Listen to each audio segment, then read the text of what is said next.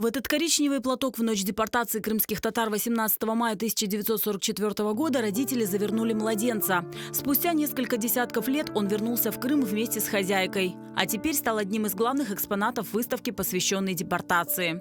Его передала в Крымско-татарский музей Бие Ильясова. Каждая вещь, выставленная на экспозиции, хранит свою историю. Эльмас Мамудова рассказала о портфеле своей бабушки Лили Шамсидиновой. Майскую ночь она пошла к подруге готовиться к экзамену. И ночью отпросилась у родителей позаниматься, чтобы подготовиться к экзаменам. И естественно, что она могла с собой взять, это портфель школьный и какие-то учебники, тетради. А когда утром вернулась домой, оказалось, что семьи нет, депортирована. С этим портфельчиком она была депортирована. Он пережил депортацию, он пережил возвращение в Крым. Мы его сохранили и передали в музей. Представленные в экспозиции тематические стенды, предметы быта и искусства, архивные документы, фотографии и книжные издания предоставлены из государственных архивов и фондов Крымско-татарского музея культурно-исторического наследия, частных коллекций, общественными организациями. Bu ekspozisiya vasıtasıyla elbette mutlaka biz bu tarihini anlatmağa, göstermeye ve unutturmağa tırışacağız. Eşyaların her birinin ayrı efsanesi var. Mesela Aydar Ağa Bariyev, rahmetli endi, herkes onu bilir. Böyle küçük gugumçuk görüyorsunuz sergide. O ufak balaydı ve bu oyuncak gibi onu kullanıyordu.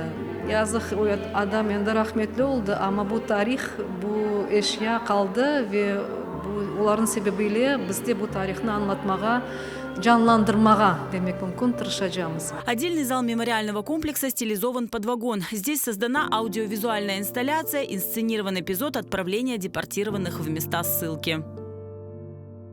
Тут документальные факты, тут вся история, тут наглядность, тут рассказы о былом прошлом, как это все происходило. Это очень трогательно. Экспозиция знакомит с историей депортации не только крымских татар, но и других народов, высланных из Крыма.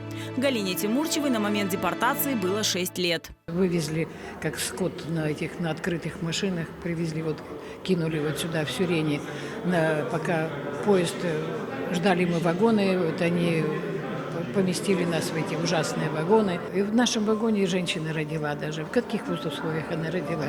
Представьте, ребенок выжил. Для музея разработано специальное приложение, где с помощью интерактивного экрана можно познакомиться с оцифрованными архивными документами и фотографиями, а также воспоминаниями очевидцев, собранных интернет-изданием Краймиан Татарс Клаб.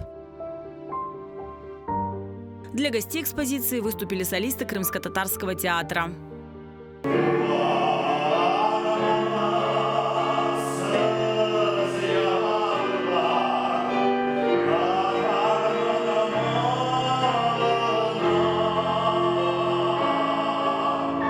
Экспозиция будет действовать на постоянной основе.